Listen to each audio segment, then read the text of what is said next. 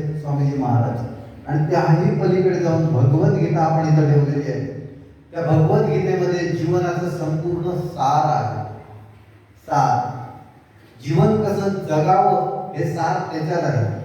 आणि आम्ही मात्र ते जीवनाच्या समाप्तीच्या वेळेस भगवद्गीता वाचवण्याचा प्रयत्न करतो. हे सगळं ज्ञानाचं भांडार आहे. आणि मी तरी असं म्हणतो की माझ्याकडे जे ज्ञान आहे ते खूप कमी आहे. एवढं ब्रह्मांडामध्ये योगाभ्यासाबद्दल सुद्धा ज्ञान आहे. आता मला जे ज्ञान मिळालं त्याला माझे गुरु खूप महत्त्वाचे आहेत. विश्वाजी कोरगावकर सर यांनी जे ज्ञान दिलंय त्याचमुळे आज मी इथं तुमच्या समोर उभा आहे, दोन शब्द बोलण्याचा प्रयत्न करतो. त्यांनी जर मला घडवलं नसतं तर कदाचित मीही बोलू शकलो नसतो. त्यांनी जर मला घडवलं नसतं तर आज मी कुठेच योग शिबिर घेऊ शकलो नसतो. त्यांनी जर मला घडवलं नसतं असे माझ्या जीवनात कितीतरी प्रसंग आले. ज्या ज्या क्षणाला सरांनी मला भरपूर ज्ञान दिलं. आणि ज्ञान हे भरपूर गरजेचं असतं. अज्ञानात राहण्यापेक्षा ज्ञानात राहणं खूप गरजेचं असतं. आणि ते काम करण्याचं कार्य करतात त्याला गुरु म्हटलं जातं. आणि असे गुरु माझ्या आयुष्यात आहेत याचा मला सार्थ अभिमान आहे.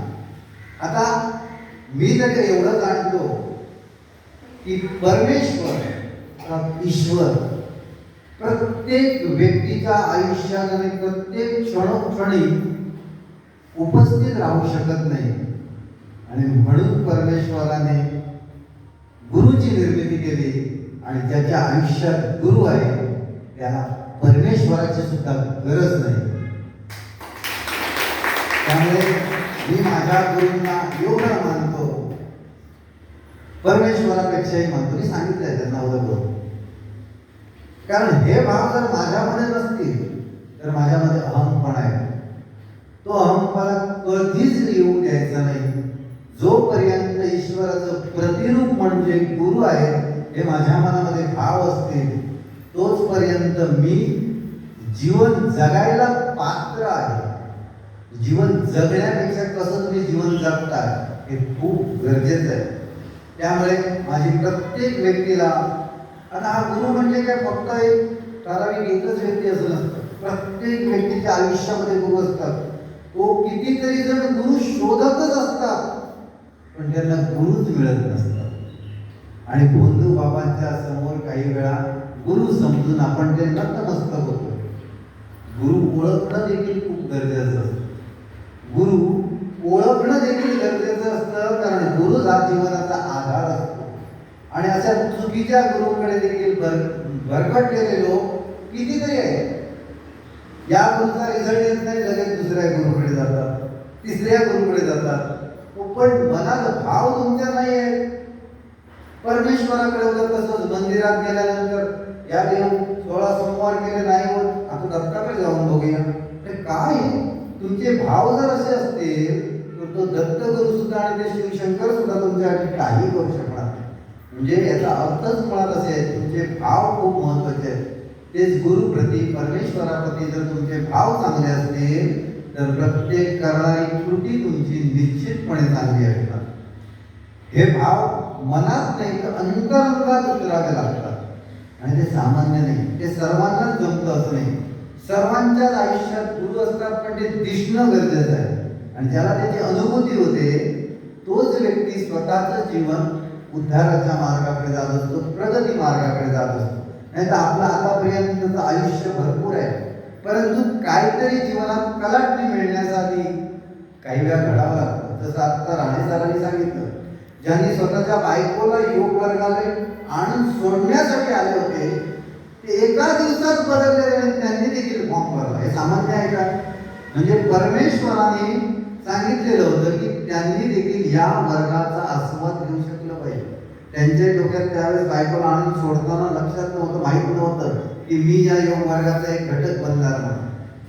परंतु ही परमेश्वराची इच्छा आहे की त्यांनी हे ज्ञान ग्रहण करायला पाहिजे म्हणून ते आले. जसे आज वैजयंतीताई आहे, त्यांच्या मुलींनी काय सांगितलं त्यांना, फक्त एकच दिवस सरांना भेटून तरी ये, बघून तरी ये. त्या मुलींनी सांगितल्यामुळे फक्त भेटायला आणि बघायला आलेली व्यक्ती आज योग शिक्षक होते. हे काहीतरी परमेश्वराचे संकेत आहेत, ते ओळखणं गरजेचं आहे. मी कुणालाही याच्यापैकी अगोदर ओळखत नव्हतं, मला सगळं हे ऑटोमॅटिक समजतं. आता राणी सरांनी हे भाव माझ्याकडे व्यक्त केले नाही, परंतु ते माझ्यापर्यंत पोहोचवत होते. कोण नवीन आहेत, कोण जुने आहेत, कोण किती वर्ष जुना आहे, मला सगळ्यांना माहिती. सगळ्यांबद्दल मी बोलतो. माझ्या मनात सर्वांबद्दल एकच भाव आहे.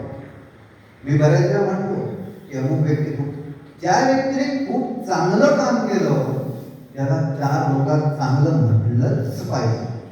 काय बोलतो मी? आणि जर तुम्हाला कोणी चांगलं म्हणत नसेल तर मनात स्वतःच्या भाव वाईट आणून द्यायचे नाही.